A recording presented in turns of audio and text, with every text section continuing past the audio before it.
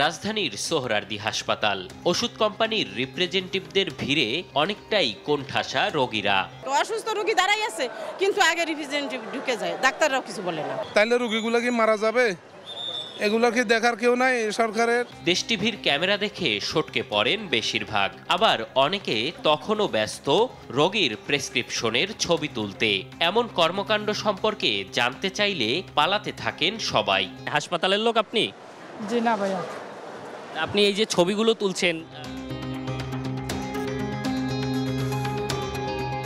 কিছুক্ষণের মধ্যে রিপ্রেজেন্টেটিভ চক্রের তোপের মুখে পড়তে হয় দেশ টিভি টিমকে। কোন রোগীরা হয়রানি করছে আপনি দেখান। রোগীদের প্রেসক্রিপশনের ছবি তুলতেছেন। কোন রোগীর প্রেসক্রিপশনের ছবি তুলছি জিজ্ঞাসা করেন। কে বলছে?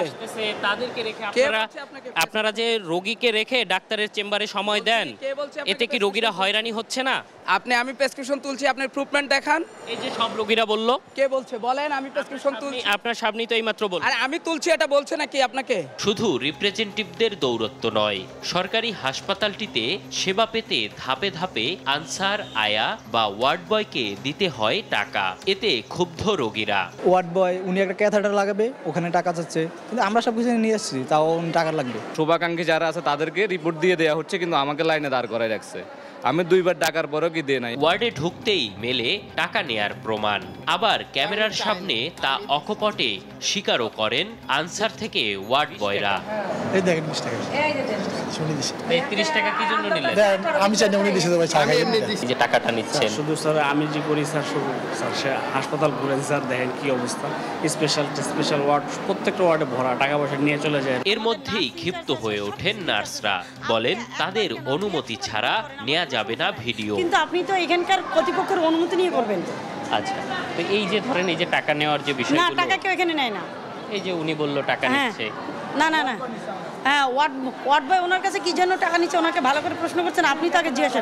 হ্যাঁ, এটা কি আপনারা যখন অনুমতি দিবেন, আপনারা যখন আমাদের সাথে সাথে থাকবেন, তখন কি এইগুলো থাকবে? হ্যাঁ, অবশ্যই থাকবে। হাসপাতালটিতে চোর চক্র আর অজ্ঞান পার্টির খপ্পরেও পড়ছেন রোগী আর স্বজনরা। অনেকেই হারাচ্ছেন অর্থ, মোবাইল ফোন সহ মূল্যবান সম্পদ। সময় না সেরা ওয়ার্ড বয়রা কি সরকারি জিনিস বেচা খাইবো, সিট বেচা খাইবো, এটা বেচা খাইবো, এটা বেচা খাইবো, এটা গরিবের জন্য না। অজ্ঞান করে সবকিছু 22,000 টাকা এবং কি আপনার যে কানের সোনা এগুলো খুলে লয়ে গেছে, সবকিছু অজ্ঞান করে। সাইকেলটা নিয়ে চলে গেছে। এখন আমি প্রশাসনিক ভবনে গেলাম, তারা আমাকে ফুটেজটুকুই দিছে, তারা বলতেছে যে আমাদের আর কোনো কিছু করণীয় নাই। অভিযোগের পাহাড় নিয়ে এবার পরিচালকের মুখোমুখি দেশ টিভি। তার দাবি, অনিয়ম আর দুর্নীতি রোধে সাংবাদিক প্রবেশ অবাধ করেছেন তিনি।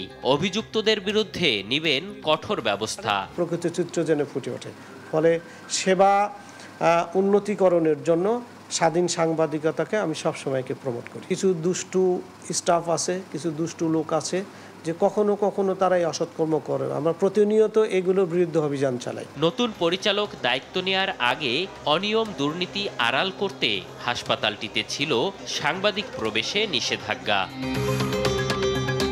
এম এ আজিম, দেশ টিভি, ঢাকা।